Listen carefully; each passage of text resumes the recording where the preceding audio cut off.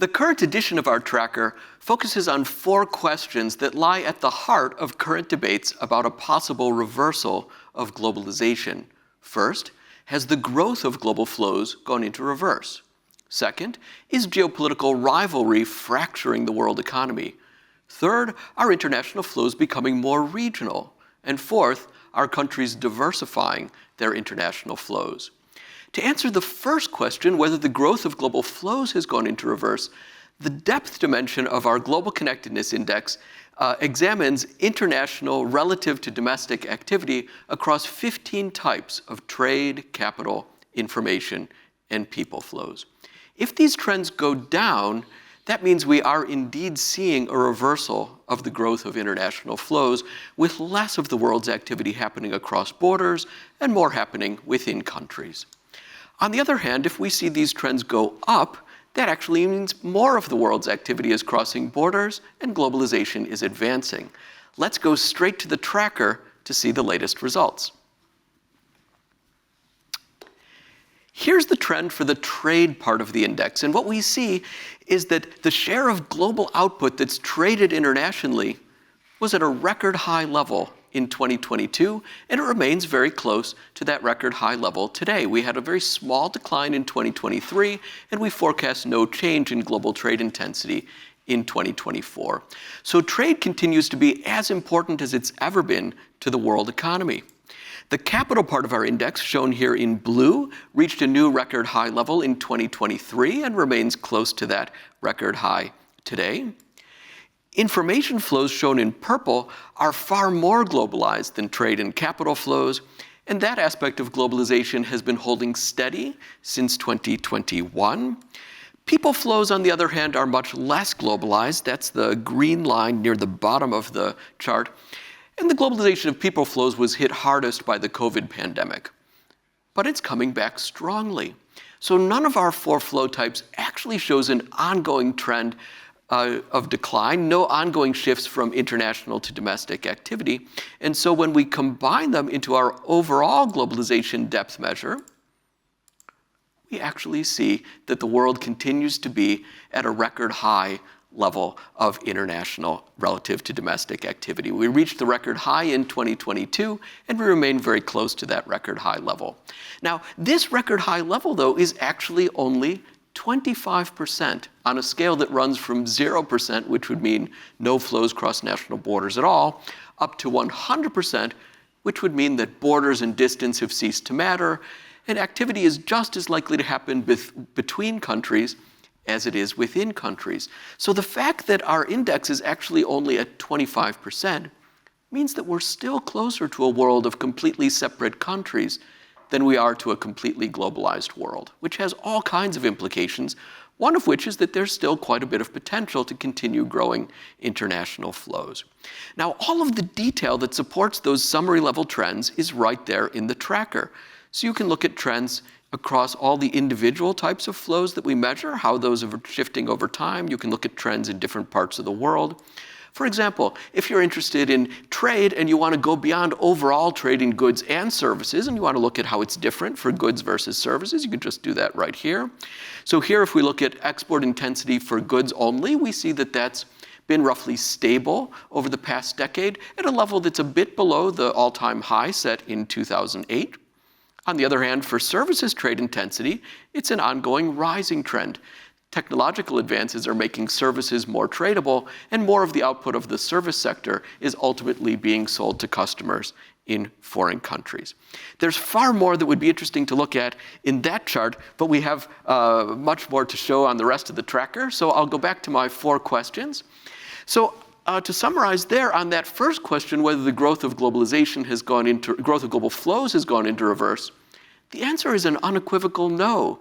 The growth of most trade, capital, information, and people flows is keeping pace with the growth of domestic activity. Our second question was whether geopolitical rivalry is fracturing the world economy. Here the answer is a bit more complicated. In broad brushstrokes, what we see is that countries at the center of current geopolitical tensions do have substantial geopolitically driven shifts in their international activity.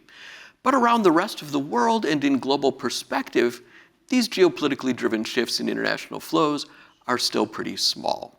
Let's look at the evidence for that in the tracker, starting first with the interactions taking place between the US and China.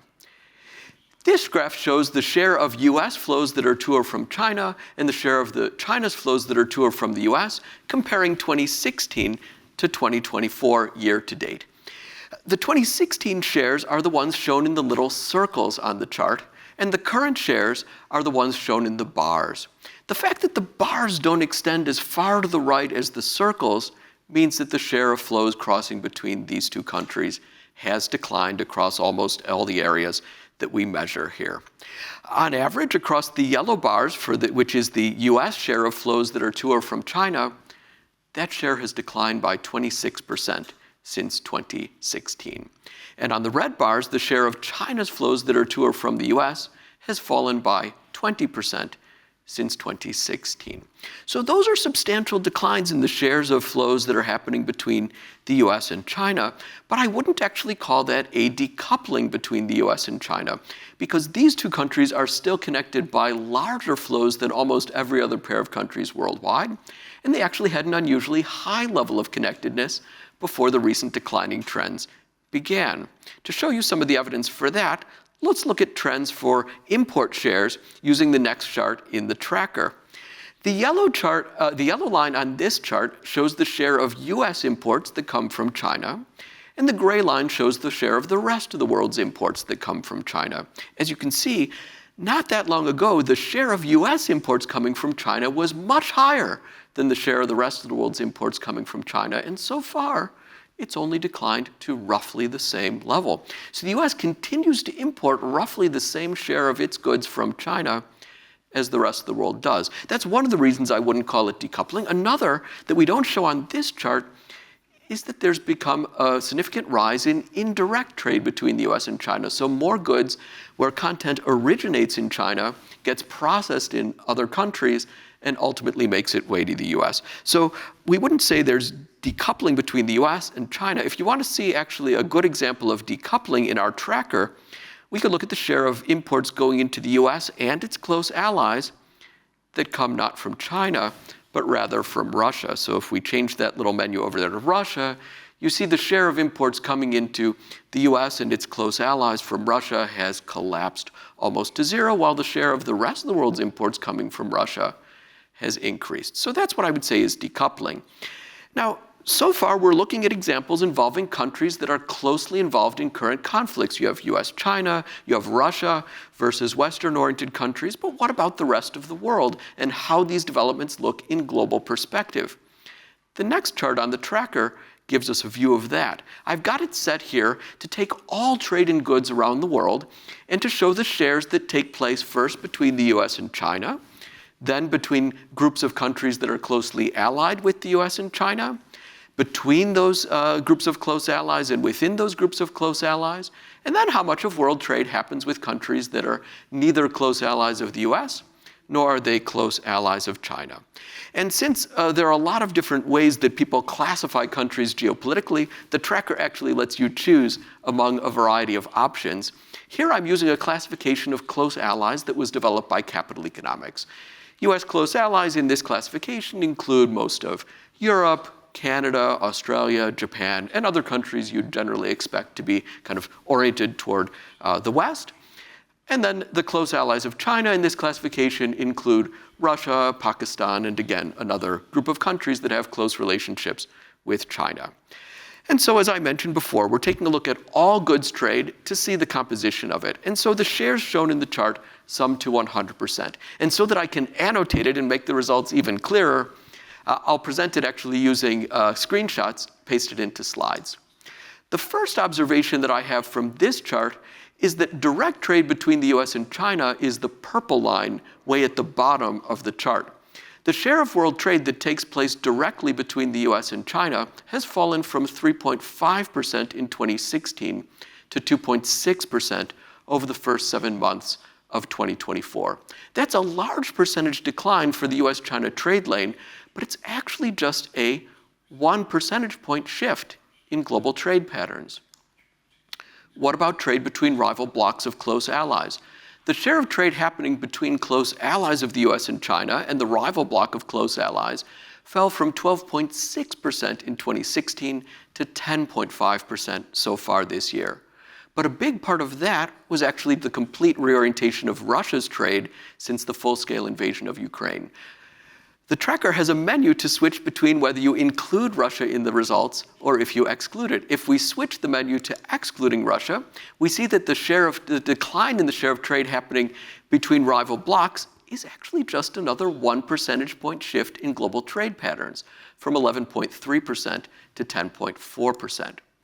Meanwhile, the share of world trade happening inside blocs of close allies is much bigger. About 4 times more trade happens within these blocs of close allies than happens between them, and it's actually pretty stable. So if trade between blocs is down and trade within blocs is pretty stable, what's going up? That's the trade with what we're calling unaligned countries, countries that are neither close allies of the US nor are they close allies of China. Some of them may lean one way or the other, but they're not close allies of one of those two countries. The share of trade that involves these countries has grown from about 42% in 2016 all the way to almost 47% so far this year. Some of the countries with the largest increases in their shares of world trade are the UAE, India, Vietnam, Brazil, and Mexico. And one factor behind the recent growth of some of these countries in global trade is the new roles that they're playing, connecting across the different geopolitical blocs. And while I'm on this slide, I think it's a convenient place to tell you a few numbers that I think are useful in thinking about the potential effects of the return of President Trump to the White House on trade patterns. First, I already mentioned that 2.6% of world trade happens directly between the US and China. That's likely to come under some significant pressure, but it's a pretty small part of the overall total. Then there's the roughly 10% of trade that crosses between rival blocs of close allies and could be affected by escalating geopolitical tensions.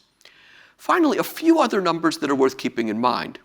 22% of all goods trade is either to or from the US, so it touches the US on one end or the other.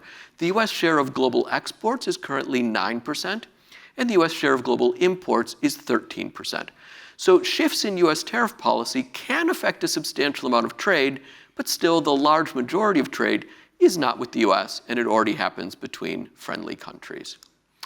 So on the second question, whether geopolitical rivalry is fracturing the world economy, the answer is mixed. Yes, countries at the center of current tensions do have substantial geopolitically driven shifts in their flow patterns, but across the rest of the world, the shifts are still pretty small, and they're pretty small in global perspective.